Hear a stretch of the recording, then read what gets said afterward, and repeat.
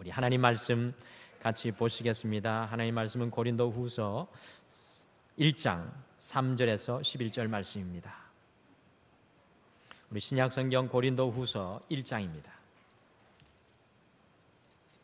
신약성경 고린도후서 1장 3절에서 11절 말씀입니다. 제가 한 절 읽고 우리 성도님들이 한 절 읽고 교독하시겠습니다. 고린도후서 1장 3절에서 11절 말씀입니다. 찬송하리로다. 그는 우리 주 예수 그리스도의 하나님이시요 자비의 아버지시요 모든 위로의 하나님이시며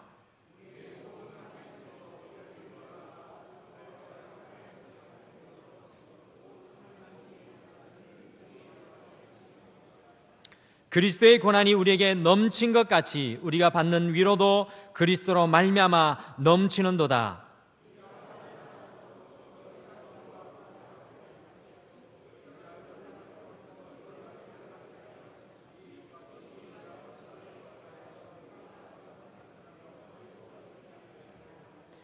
너희를 위한 우리의 소망이 견고함은 너희가 고난에 참여하는 자가 된 것 같이 위로에도 그러할 줄을 알미라.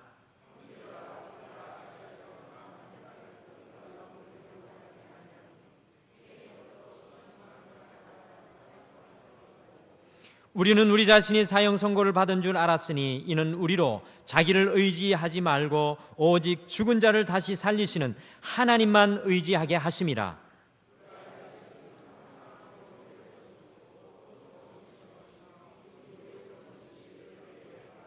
같이 읽겠습니다. 너희도 우리를 위하여 간구함으로 도우라.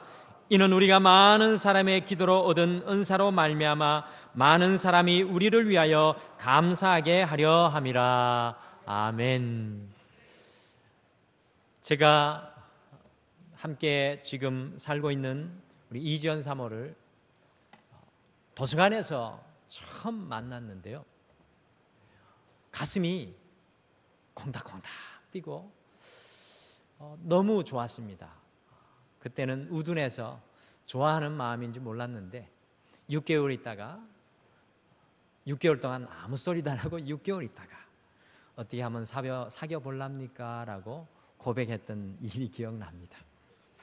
오늘 옆에 계신 분들 이 교회에서 형제 자매로 만나셨는데 여러분들 옆에 계신 분들이 오늘 그냥 만나신 분들이 아니십니다.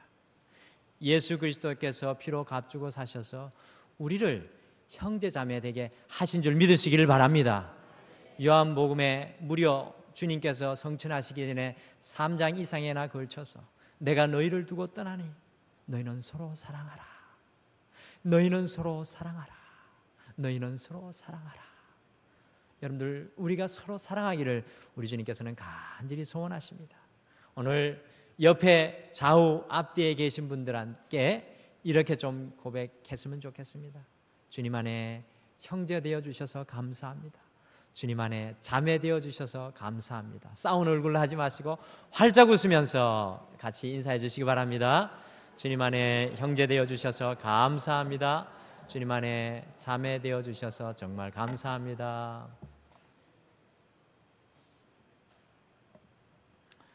저는 개인적으로 모든 운동을 하는 것과 보는 것을 다 좋아하지만 많은 운동 종목 중에서 유독 야구 경기 하는 건 좋아하는데 야구 경기 시청하는 것에는 그렇게 큰 흥미를 느끼지 못했습니다. 야구 경기는 너무 느슨하고 느리게 진행되는 것 같아서 왠지 마음이 끌리지가 않았습니다. 지난주에 우리 전도사님들과 점심 식사를 하는 도중에 미국의 메이저리그의 시애틀 메리너스 팀에서 뛰고 있는 이대호 선수의 야구 경기를 아주 잠깐 볼 수 있는 기회가 있었습니다. 이대호 선수의 상대팀은 샌디에고 파드리스 팀이었습니다. 저는 그 경기를 보면서 왜 남자들이 야구 경기에 열광하는지 아주 조금은 이해할 수가 있게 되었습니다. 왜 그렇게 밤중에 소리를 줄여놓고 아내가 깰까 말까 그냥 새우잠을 자가면서 바깥에서 보는지 저는 그날 이해를 하게 되었습니다. 한국의 자랑인 이대호 선수는 이날 석점을 올리는 홈런 하나와 2개의 안타를 몰아치면서 무려 12대 2로 뒤지고 있던 자신의 팀이 10점 차를 극복하고 역전승을 거두게 하는 주역이 되었습니다.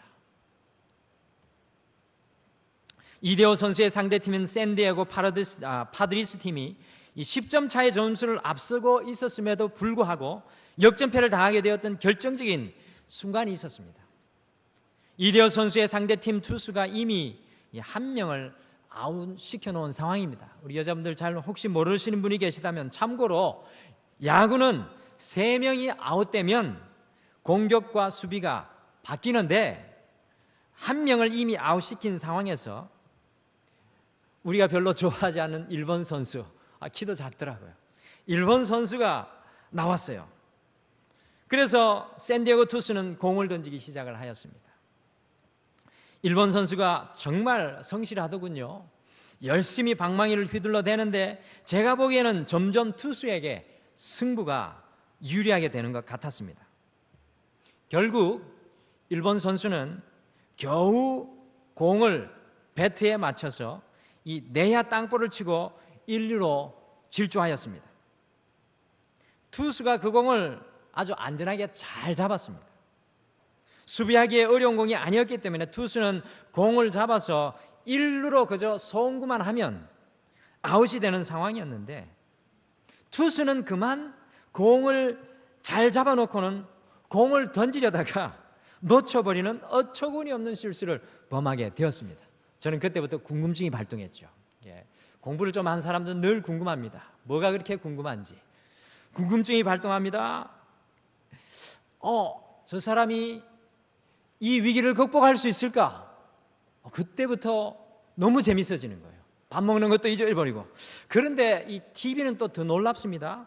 그 투수가 자신이 이렇게 공을 송구하는 것을 딱 실수하자마자 굉장히 신경질적인 반응으로 손을 이렇게 3번 하는 것을 TV로 화면으로 딱 캡처해 줍니다.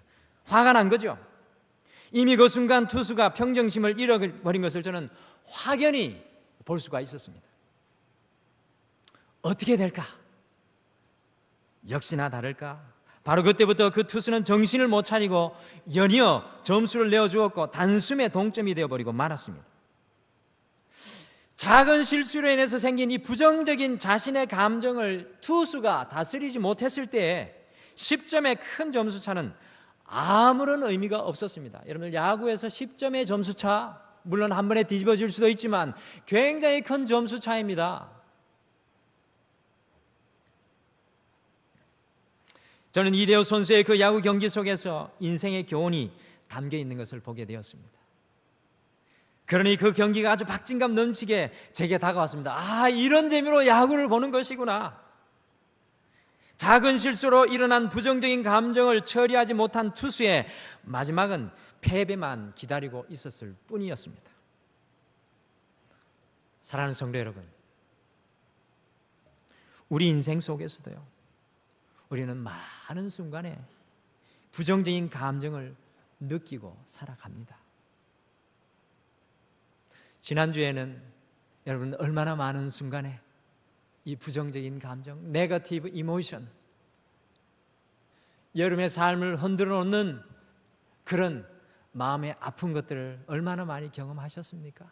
사람과의 관계 속에서 홀로 있을 때 육신의 질병으로 인해서 여러분들이 얼마나 많은 부정적인 감정 속에 빠져들고 그것을 경험하셨습니까? 어떤 성도님께서 저에게 목사님, 부정적인 감정을 가지는 것이 죄입니까? 라는 질문을 하신 적이 있습니다. 우리 성도님들은 어떻게 생각하십니까? 우리가 느끼고 경험하는 이 부정적인 감정이 죄일까요? 죄가 아닐까요? 질문을 드리면 가끔 공황 상태에 빠지시는데 오늘은 안 그러시네요. 우리의 삶의 노정에서 만나는 부정적인 감정들은 이 분노, 두려움, 또 아픔들, 고통, 외로움, 여러분들 이러한 부정적인 감정은 죄가 아닙니다. 이 부정적인 감정들은 우리의 삶의 환경과 사건에 따라서 자연적으로 우리가 느끼게 되는 감정들입니다. 예를 들면 자녀들이 다치거나 아프게 될 때, 사고를 당하게 되었을 때, 직장에 어려움을 겪게 되었을 때 등 아주 여러 가지 이유로 우리는 자연스럽게 이 부정적인 감정을 느끼게 됩니다. 그러나 여기에서 중요한 것은 우리가 부정적인 감정을 느끼고 경험하는 것은 자연적인 일이지만 그 부정적인 감정에 우리가 어떻게 반응하며 살아가느냐, 그것은 아주 굉장한 아주 중요한 문제입니다. 여러분들이 한 주 동안 부정적인 감정을 만날 수 있고 경험할 수 있는 많은 일들이 있었는데 어떻게 그 안에서 그리스도인은 특별히 그 부정적인 감정을 만났을 때 어떻게 반응하느냐, 거기에서 바로 우리의 신앙의 모습이 드러나게 되어 있습니다. 부정적인 감정에 따라 잘못된 반응을 하게 될 때는 이대호 선수의 상대팀 투수처럼 인생의 패배를 경험하게 될 수도 있고요, 급기야는 죄악의 길을 걸을 수도 있게 되는 것입니다. 다시 한 가지 더 질문을 드립니다.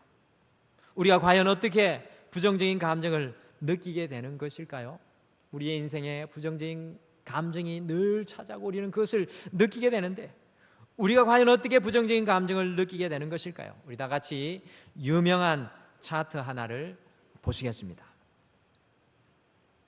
이 부정적인 감정은 우리의 이 기대와 실제적인 삶의 경험, 우리가 기대하는 것이 실제적인 삶의 경험으로 일치하지 못하였을 때 이 실망을 통해서 생기게 되는 것이 바로 우리의 부정적인 감정입니다. 부정적인 감정은 다시 말씀드립니다. 분노, 두려움, 괴로움, 여러 가지 많은 감정이 되겠습니다.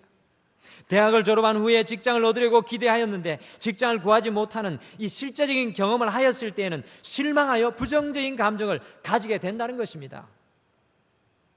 그러니 사실 우리의 삶의 현장에서 아주 많은 순간에 부정적인 감정을 경험하게 됩니다. 우리는 너무나 많은 순간에 이 사람들이 행동하는 것에만 관심을 가질 때가 많습니다. 여러분들 한 사람을 볼 때 그 사람이 어떻게 행동하나 관심이 많으시죠? 자녀들을 키워낼 때에도 자녀들의 행동에만 관심을 가지고 그 행동을 보고 변화시키려고 합니다. 그런데 사실 한 사람의 행동만을 보고 그 사람을 변화시키려고 할 때는 그 사람을 절대로 변화시킬 수가 없습니다. 한 사람이 어떤 행동을 하기까지는 다음과 같은 과정들을 거치게 됩니다. 우리 다시 한 번 더 차트 하나를 더 보실까요? 먼저 한 사람이 행동하기까지는 제일 먼저 어떤 사건을 경험하게 됩니다. 그 경험한 사건이 그 사람의 생각이 되게 됩니다. 그런 다음에 그 사람의 생각은 감정이 되고 그 감정이 행동으로 드러나게 됩니다. 그러므로 한 사람의 행동만을 보고 그 사람을 이해하거나 변화시키려고 해서는 안 됩니다. 그 사람의 행동은 그저 빙산의 일부분에 불과한 것입니다. 그 사람이 어떤 경험을 하였는지, 어떤 생각을 하였는지, 어떤 감정을 느껴서 이와 같은 행동을 하였는지 이해한 후에라야 비로소 그 사람이 변화되는 것을 우리는 조금은 도울 수가 있게 되는 것입니다. 우리는 너무나 사람들을 그 사람의 행동을 보고 비판하고 판단할 때가 많습니다. 흔히 교회에서 저지르는 실수가 바로 이것입니다. 우리가 한 사람을 판단하고 이해하고 그 사람을 알기 위해서는 그 사람의 행동뿐만 아니라 그 사람의 경험과 그 사람의 생각과 그 사람의 감정을 반드시 이해해야 합니다. 그러므로 우리 등마룻교회에 뭐가 중요하겠습니까? 우리 등마룻교회 목장이 참으로 중요합니다. 우리가 온 가족으로 하나가 되기 위해서는 이 목장 모임을 통하여서 우리의 경험도 나누고 우리의 생각도 나누고 우리의 감정도 나누고 그래서 내가 이렇게 행동하고 있습니다 라는 그러한 이 고백과 나눔이 있어야 진정 우리가 서로를 위해서 중보하고 기도하고 도울 수가 있는 겁니다. 우리가 이 차트를 통해서 한 가지 중요한 사실을 깨닫게 되는 것은 우리가 경험하는 사건을 통해서 때로는 우리는 좋은 생각을 가질 수도 있고요, 부정적인 생각을 때로 또한 가질 수도 있습니다. 또는 좋은 생각이 좋은 감정을 느끼게 할 수도 있고 또 부정적인 감정을 느끼게 할 수도 있습니다. 그래서 결국 좋은 감정은 좋은 행동으로 나타나게 되고 부정적인 감정은 부정적인 행동을 만들게 되는 것입니다. 2008년과 2009년쯤에 아마 미국에 심각한 경제적인 위기가 닥친 걸로 알고 있습니다. 그때 한 교회에 두 가정이 은행에서 돈을 빌려서 집을 샀는데 직장을 잃어버린 두 가정은 동일하게 집과 모든 재산을 은행에 그냥 저당 잡히고 말았습니다. 모든 재산과 은행을 모든 재산과 모든 그 집을 은행에 저당 잡히고 말았습니다. 이와 같은 경험을 하였을 때 한 가정은 부정적인 감정으로 분노를 터뜨리고 큰 좌절과 실망감에 빠져서 가정 전체가 큰 어려움을 겪게 되었습니다. 그런데 같은 경험을 한 다른 가정이 목사님을 찾아와서 상담하며 이렇게 고백했습니다. 목사님, 우리 가정은 이 사건을 통해서 하나님을 찬양하기를 원합니다. 그 소리를 들은 목사님께서는 이해할 수가 없어서 도대체 무슨 일이 일어났습니까? 그렇게 물었습니다. 그러자 그 가정이 우리는 이 경제적인 아픔을 통하여서 더 이상 물질을 의지하지 않고 살게 되었습니다. 이전에 우리는 아무 생각 없이 물질을 사용하였고 부주의하게 물질을 관리하였습니다. 그런데 지금 이런 물질의 시련을 통해서 우리 가정의 잘못된 습관을 버리게 하시고 더 나은 삶을 살게 하십니다라고 고백하였다는 것입니다. 이 두 가정은 같은 경제적인 어려움을 경험하였지만 한 가정은 부정적이었고 다른 한 가정은 긍정적이었습니다. 도대체 이와 같이 이 두 가정이 각기 다른 감정을 가지게 된 근본적인 차이는 무엇이었겠습니까? 오늘 시간 우리 성도님 엄지가 있죠? 또 금지가 있습니다. 금지 두 개를 들어보십시오. 금지 두 개를 다 드시고 그것을 높이 들어서 여러분의 머리에 갖다 대보십시오. 무엇이 다르기 때문입니까? 이렇게 하시면서 바로 생각이 다르기 때문입니다. 한번 따라해 봅시다. 생각이 다르기 때문이다. 여러분, 두 가정이 각기 다른 감정을 가지게 된 것은 생각이 달랐기 때문입니다. 우리의 삶 속에 우리가 경험하는 일들은 우리의 소관이 아닙니다. 우리가 경험하는 일은 우리의 능력 밖의 일입니다. 우리의 삶에서 우리의 경험은 우리가 마음대로 조정할 수 있는 것이 아닙니다. 우리가 경험하였던 과거의 일들을 우리가 변화시킬 수는 없습니다. 그러나 중요한 것은 지금 현재 우리의 감정, 곧 우리의 부정적인 감정들은 변화시킬 수 있습니다. 우리의 부정적인 감정을 축복으로 바꾸며 살아갈 수가 있다는 것입니다. 여러분들 믿으십니까? 우리의 부정적인 감정을 축복으로 바꾸어 나가며 살아가는 사람들이 바로 그리스도인들입니다. 우리의 삶의 회복의 또 하나의 시작은 바로 우리의 부정적인 감정들과 생각들을 축복으로 바꾸며 살아가는 바로 그 자리에, 그 순간에, 그 가정에, 그 사람의 삶에 일어나게 될 줄 믿습니다. 여러분, 화면을 통해서 잠언 23장 7절을 같이 읽으시겠습니다. 잠언 23장 7절을 같이 읽으시겠습니다. 같이 읽겠습니다. 시작. 대저 그 마음의 생각이 어떠하면 그 위인도 그러한즉. 아멘. 여러분, 잠언의 말씀은 우리의 잘못된 마음의 생각은 잘못된 행동으로 만들어내게 되는 것을 아주 잘 설명해 줍니다. 그래서 사도 바울은 고린도후서 10장 5절의 말씀을 우리에게 선포합니다. 고린도후서 5장 10절 말씀 참 중요합니다. 같이 한번 다시 읽어보실까요? 고린도후서 10장 5절 말씀입니다. 고린도후서 10장 5절 말씀 우리 같이 한 목소리로 읽겠습니다. 화면에 있습니다. 시작. 하나님을 아는 것을 대적하여 높아진 것을 다 무너뜨리고 모든 생각을 사로잡아 그리스도에게 복종하니. 아멘. 여러분들 파란색으로 줄이 그어진 부분에 그 말씀에 좀 깊이 주목하셨으면 좋겠습니다. 모든 생각을 사로잡아 그리스도에게 복종하니. 고린도후서 10장의 말씀의 배경은 영적인 싸움에 관한 것입니다. Spiritual battle에 관한 것입니다. 그래서 고린도후서 10장 3절 말씀에 보면 우리의 싸움은 육신이 아니라 영적인 싸움이라고 말씀해 주고 있습니다. 여러분들, 사단과 세상이 우리를 어떻게 공격하는지 아십니까? 사단과 세상이 우리를 어떻게 공격합니까? 사단과 세상은 우리의 생각을 공격합니다. 여러분들 2000년 전에는 사단과 세상은 우리의 육신을 공격했습니다. 우리를 순교하게 만들고요, 우리를 죽게 만들었습니다. 그러나 지금 이 시대에, 이렇게 평안한 이 시대에는 사단과 세상은 우리의 생각을 공격하는 것입니다. 세상과 사단은 우리를 잘못된 생각으로 공격합니다. 그러므로 우리 그리스도인들은 우리의 생각에 책임감을 가져야 합니다. 여러분들, 우리 그리스도인들은 우리의 생각에 책임감을 가져야 합니다. 제가 가끔 어떤 성도님들 만나게 될 때 생각 없이 말씀하시는 분들이 가끔 계십니다. 저희 교회에 그런 분들은 하나도 없습니다. 여러분들, 우리가 생각하는 것들, 우리가 말하는 것들, 우리가 내뱉는 것은 책임감이 있는 말이 되어야 됩니다.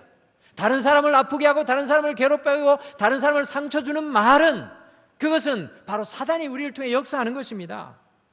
그리스도인은 우리의 생각에 책임감을 가져야 합니다. 사도 바울은 고린도후서 10장 5절에 한 가지의 생각이 아니라 우리 모든 생각을 사로잡아서, 한 가지의 생각이 아니라 우리 모든 생각을 사로잡아서 주님께, 우리 주님께 가져와야 한다고 말씀합니다. 모든 생각을 사로잡아 주님께 가지고 오는 것에 그치지 않고 우리 모든 생각이 그리스도에게 복종되어져야 한다고 사도 바울은 우리에게 선포합니다. 성도 여러분, 지식으로는 사람이 변할 수가 없습니다. 여러분들 잘 아시죠? 우리가 왜 안 변합니까? 오늘날의 현대의 그리스도인들이 왜 변하지 않습니까? 지식은 무성합니다. 이 성경 66권에 대한 이 말씀은 세상의 그 어느 때보다 우리가 잘 알고 있습니다. 지식은 우리를 변화시킬 수 있는 온전한 능력이 없습니다. 사람을 변화시키는 것은 바로 순종인 줄 믿으시길 바랍니다. 그렇기 때문에 사도 바울은 우리의 모든 생각을 사로잡아서 우리의 모든 생각을 우리 주님께 복종시켜야 한다고 말씀하는 것입니다. 우리의 생각이 주님께 사로잡혀서 주님께 복종하고 순종할 때 비로소 우리의 삶 속에 변화의 역사가 일어나게 되어 있습니다. 돌아오는 한 주, 여러분의 모든 생각, 순인에 놀러 갔던 생각도 사로잡으시고 세상에 빼앗겼던 그 생각도 사로잡아서 불안한 마음, 연약한 마음도 다 사로잡아서 주님 앞에 가지고 나아가시기를 바랍니다. 그리고 주님 앞에 그 생각들을 내려놓고 주님이 말씀하시는 그 말씀에 순종하는 우리 사랑하는 모든 성도님들 되기를 간절히 축원합니다. 우리의 생각을 주님께 사로잡아 복종하고 순종하는 것이 바로 제자화의 과정입니다. 오늘 우리 성도님들과 나누고 있는 말씀이 바로 회복, 부정적인 감정들을 축복으로 바꾸며 살아가라입니다. 우리는 때로는 또 다른 회복을 소원하는데 회복, 부정적인 감정들을 축복으로 바꾸며 살아가라입니다. 어떻게 우리는 부정적인 감정을 축복으로 바꾸며 살아갈 수 있겠습니까? 여러분들이 인생에서 만나고 경험하고 여러분이 날마다 괴롭게 만나는 그 부정적인 감정들을 어떻게 축복으로 여러분들이 바꾸실 수가 있겠습니까? 결론적으로 먼저 말씀드리겠습니다. 오늘의 말씀의 핵심은 두 가지입니다. 첫 번째, 부정적인 감정들을 축복으로 바꾸며 살아가기 위해서는 우리의 생각을 주님께 맞추어야 합니다. 우리의 생각을 주님께 맞추어야 합니다. 두 번째, 부정적인 감정들을 축복으로 바꾸며 살아가기 위해서는 우리의 삶도 주님께 맞춰야 합니다. 우리의 생각도 우리의 삶도 주님께 우리는 맞추어야 합니다. 여러분, 여기에서 맞추다라는 말의 영어 표현은 align입니다. align. 여러분들 자동차 정비소에 가시면 이런 게 붙어 있습니다. wheel alignment. 여러분 들어보셨죠? 그 서비스가 있는데 그것은 바퀴의 방향이 정확하게 앞으로 향하지 않고 비뚤어져 있을 때 해주는 서비스입니다. 이와 같이 우리의 부정적인 감정들이 축복들로 변화되기 위해서는 우리의 생각이 주님께 정렬되어야 하고 우리의 삶이 주님께 align, 맞추어져야 합니다. 자동차의 바퀴를 정렬하기 위해서는 wheel alignment라는 기계를 사용하는데 우리의 삶을 주님께 정렬하기 위해서는 과연 우리에게 무엇이 필요한 것입니까?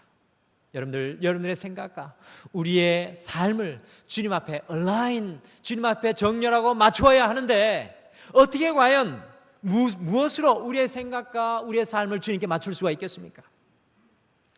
여러분들 혹시 이 사진을 보신 적이 있으십니까? 이게 무슨 사진입니까? 무슨 사진입니까? 추인데 무슨 추입니까? 건축 용어로? 네. 이 사진은 영어로 플럼 라인이라고 하는데요. 이거는 평행추라고 하기도 하고 다림줄이라고도 하는 도구입니다. 여러분들 다림줄은요, 이 건물이나 벽이 똑바르게 쌓아 올려지고 있는지를 확인하는 도구입니다.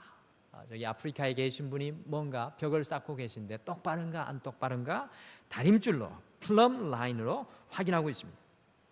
사랑하는 성도 여러분, 우리의 삶의 다림줄, 그 표준과 기준은 무엇이 되어야 합니까? 여러분의 삶의 다림줄, 표준과 기준은 무엇이 되어야 합니까? 너무나 많은 사람들의 다림줄, 곧 그들의 표준과 기준이 그들의 감정과 느낌인 것을 보게 됩니다. 여러분들 지난 한 주간 동안 어떻게 사셨습니까? 너무나 많은, 심지어는 그리스도인이라고 하면서도 우리의 경험과 우리의 생각들, 우리의 지식들이 우리의 다림줄이 되고 우리의 느낌과 생각들이 우리의 다림줄이 되는 것을 너무나도 많이 봅니다. 우리 그리스도인의 삶의 다림줄은 다름이 아니라 바로 하나님의 말씀이 되어야 하는 줄 믿으시길 바랍니다. 우리의 삶이 제대로 지어가고 있는지 하나님의 말씀이 다림줄이 되어야 된다는 것입니다. 이탈리아에 가면 A Leaning Tower, 기울어져 있는 탑이 있는데 이 탑의 이름이 뭡니까? 피자 타워. 제가 배고픈가요? 피자 타워 아니죠? 피사 타워인가요? 오늘 영어로 뭔지 잘 모르겠습니다. 어쨌든 피사의 사탑이라고 우리나라 말로 하는데요, 이 탑이 여러분 매년 기울어지기 때문에 그 기울어진 것을 바로 잡아야 한다고 합니다. 그래서 돈을 많이 쓴다고 합니다. 여러분들 우리 등마루교회 한번 상상해 봅시다.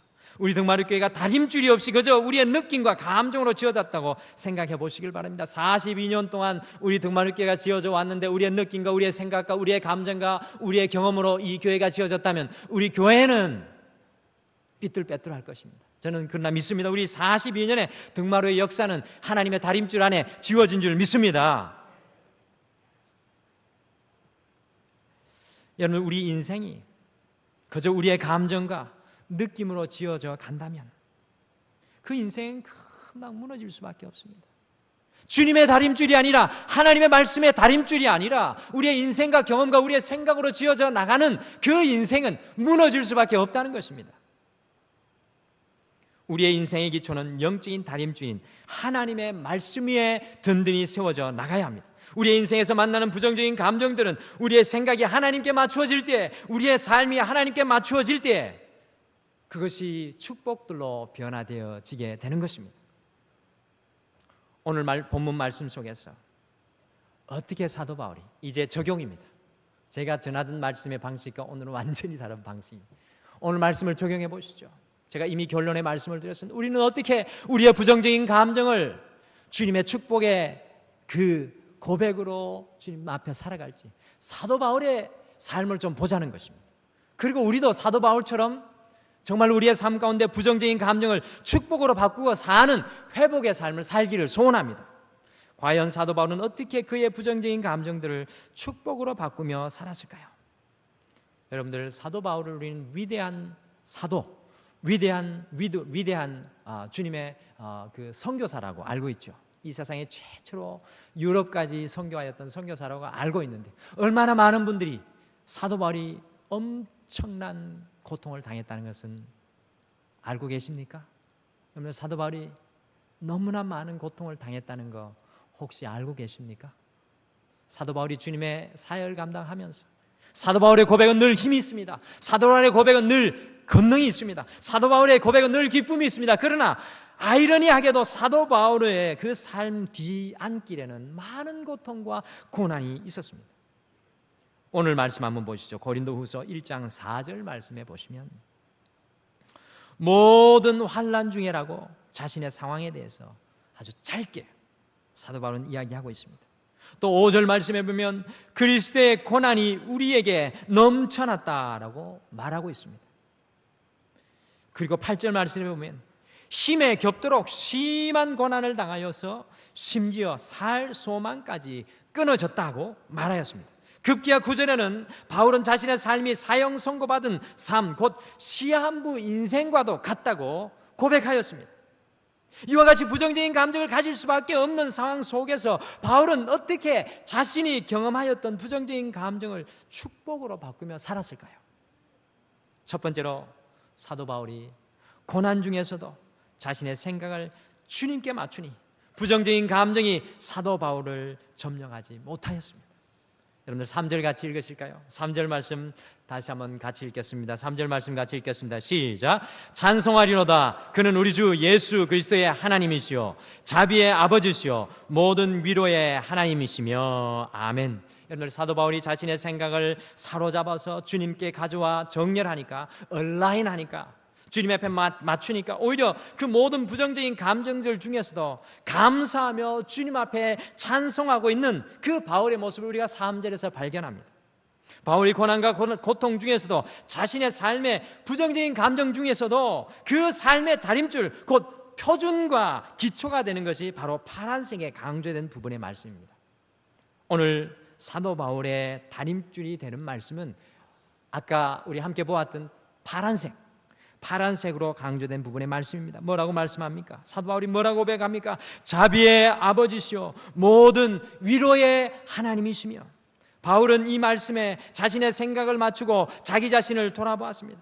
나는 살인자인데, 나는 이와 같은 은혜를 받을 자격이 없는 사람인데, 나는 죽음 마땅한 사람인데, 나는 심판을 받아야 하는 사람인데 아직까지 살아서 주님께서 나를 사용하고 계신다고 고백합니다. 바울은 자신의 생각을 자비하신 주님께 맞추고 정렬합니다. 죄악으로 인하여 죽을 수밖에 없는 자신을 바라보면서 자비하신 주님께 자신을 정렬시키니, 자신을 맞추니 바울의 바울의 마음속에 있는 이 부정의 감정들이 축복의 마음으로, 하나님을 찬양하는 마음으로 변화되게 되었습니다. 바울은 또한 위로의 하나님에게 자신의 생각을 맞추고 정렬하였습니다. 여러분들 영어로 위로라는 말은 comfort라는 말입니다. comfort, C-O-M-F-O-R-T인데 이 말은 come이라는 말과 fort라는 말의 합성어입니다. come이라는 말은 with, 곧 함께라는 말이고, fort라는 말은 forte, 여러분들 음악의 악상, 액센트 기호 중에 forte, 곧 힘이라는 말입니다. 그리하여서 이 위로라는 말은 하나님께서는 고난과 고통 중에서 우리의 고난과 고통을 없애시지 않으시고 그 고난과 고통 중에서 힘을 주셔서 그것을 넉넉히 이기도록 위로하시는 하나님이시라는 것을 오늘 사도 바울이 여기서 고백을 하고 있는 것입니다. 바울은 바로 고통과 고난 중에서도 능력으로 함께 하시는 그 하나님께 자신의 생각을 맞추고 정렬하였습니다. 이것이 바로 사도 바울의 영적인 다림줄이었습니다. 그러므로 부정적인 감정들이 삶의 고통과 아픔들이 오히려 축복으로 바뀌는 것을 볼 수 있습니다. 사도 바울은 고난과 고통 중에 자비의 아버지이신 하나님께, 모든 위로의 아버지이신 하나님께 자신의 생각을 맞추었습니다. 이 말씀이 바로 삶의 다림줄이 되었던 것입니다. 사랑하는 성도 여러분, 이번 한 주 동안 우리의 생각을 다 사로잡아 오셔서 주님의 그 영적인 말씀의 다림줄 앞에 여러분들 정렬하시고 맞추시는 여러분들 되시길 바랍니다. 두 번째로 사도 바울이 자신의 생각을 주님께 정렬시킨 이후에는 자신의 삶을 주님께 맞추었습니다. 사도 바울이 자신의 생각을 자비의 하나님, 위로의 하나님께 맞추니 놀라운 고백을 하게 되었습니다. 우리 4절과 5절 말씀 같이 읽으실까요? 4절, 5절 말씀 같이 읽겠습니다. 4절, 5절 말씀 같이 읽겠습니다. 시작. 우리의 모든 환난 중에서 우리를 위로하사 우리로 하여금 하나님께 받는 위로로서 모든 환난 중에 있는 자들 능히 위로하게 하시는 이시로다. 그리스도의 고난이 우리에게 넘친 것 같이 우리가 받는 위로도 그리스도로 말미암아 넘치도다. 아멘. 바울이 자신의 생각을 자비의 아버지와 위로의 하나님께 맞추고 정렬하니까 환난 중에서 위로하신 하나님을 경험합니다. 환난 중에서 위로하시는 하나님을 경험합니다. 더 나아가서 환난이 넘치면 넘칠수록 하나님의 위로가 더욱 넘친다고 고백합니다. 그런데 이런 고백 우리가 했으면 할 수 있으면 얼마나 좋을까요? 나의 환난과 고통이 넘치면 넘칠수록 주님의 그 위로가 내게 넘칩니다. 사도 바울의 고백이 바로 그겁니다. 바울이 여기에서 멈추지 않고 고통과 고난 중에서 하나님의 위로를 받은 바울은 그 위로를 다른 사람에게 전해주고 있는 모습을 보게 됩니다. 자신의 삶을 주님께 맞추는 사도 바울의 아름다운 모습입니다. 우리가 사업의 문제를 겪게 되고 가정의 문제를 겪게 되고 관계의 문제를 겪게 되고 건강의 문제를 겪게 되었을 때 그러한 고난 속에서도 우리의 삶을 주님께 맞추면, 우리의 생각을 주님께 맞추면 주님께서 주시는 자비의 은혜, 주님께서 채워주시는 위로의 은혜를 통하여서 우리도 주님과 같은 삶을 살아가게 하는 능력을 얻게 된다는 것입니다. 바울의 생각이 주님께 맞추어지니 그의 삶 또한 주님께 맞추어져서 위로하시는 주님의 몸을 쫓아서 많은 사람들을 위로하는 삶을 살았던 사도 바울의 모습을 우리는 오늘 기억해야 합니다. 자신의 생각을 주님께 맞추고 자신의 삶을 주님께 맞추었던 사도 바울은 구절과 같이 부정적인 생각들을 축복으로 바꾸며 사는 능력의 사람으로 거듭났습니다. 우리 구절을 같이 읽겠습니다. 우리 구절을 다 같이 읽겠습니다. 시작. 우리는 우리 자신이 사형 선고를 받은 줄 알았으니 이는 우리로 자기를 의지하지 말고 오직 죽은 자를 다시 살리시는 하나님만 의지하게 하심이라. 아멘. 하나님만 의지하게 하심이라. 고통과 고난의 시간을 통해서 부정의 감정에 사로잡힌 것이 아니라 하나님만을 더욱 의지하는 축복의 삶으로 자신의 삶을 변화시켰던 바울의 고백입니다. 마지막으로 어떤 한 공장 근로자가 겪었던 경험을 나누려고 합니다. 어떤 한 공장 근로자 여성이 자신의 일을 마치고 통근버스를 타고 오다가 고속도로에서 이상하게도 후진하는 차에 자신이 타고 있던 버스가 부딪혀서 결국에는 다리를 한쪽을 절단하는 아주 큰 상처를 입고 말았습니다. 성도 여러분, 생각해 보십시오. 두 다리로 건강하게 걸어 다니던 사람이 한쪽 다리가 없어졌습니다. 그 한쪽 다리를 절단하였습니다. 이 여인이 얼마나 큰 부정적 감정에 사로잡힐 수 있었겠습니까? 그 마음에 찾아왔던 마음의 괴로움이 어떠하였겠습니까? 그러나 이 여인이 고난 중에서도 자신의 생각을 주님께 맞추고 그의 삶을 주님께 정렬하니 오히려 주님의 복음을 전하는 전도자가 되었습니다. 결국에는 믿지 않은 온 가족을 그 여인이 다 구원시켰습니다. 이 여인에게 어떤 사람이 질문하였습니다.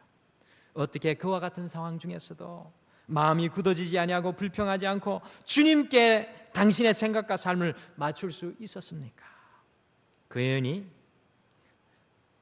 저는 제 자리를 잃었던 바로 그 순간에 나를 위로하시는 하나님, 나를 붙드시는 하나님을 비로소 만나게 되었습니다 라고 대답하였습니다. 그 주님께 내 생각과 삶이 맞추어지니 오히려 나의 모든 삶이 새롭게 보여지고 주님의 축복이 분명하게 보여졌습니다 라고 고백하였습니다. 더 나아가 그 여인은 다음과 같이 고백하였습니다. 저의 한쪽 다리보다 우리 온 가족이 구원된 것이 더욱 소중합니다.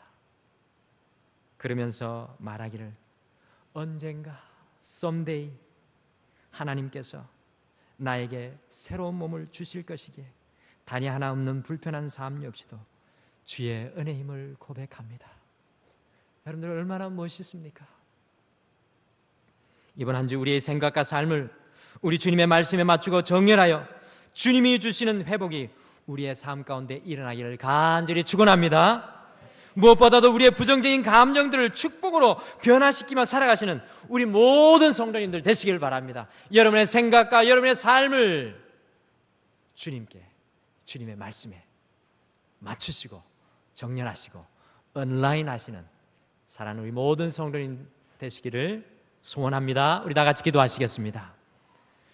사랑의 하나님, 오늘 이 주일에도 예배를 통하여서 우리의 생각과 우리의 삶을 말씀을 통하여 다시 한 번 더 주님께 정렬하게 도와주심을 감사합니다. 우리가 지고 있었던 세상의 다림줄을 놓게 도와주시옵소서. 우리의 경험의 다림줄 놓게 도와주시고 우리의 교만의 다림줄도 놓게 도와주시고 우리의 느낌과 감정의 다림줄도 다 놓아버리고 오늘 이 시간 사도 바울이 자비의 하나님, 위로의 하나님, 그 믿음의 다림줄을 붙잡았던 것처럼 우리 또한 살아계신 하나님, 그 하나님을 붙드는 오늘 이 예배가 되게 도와 주시옵소서.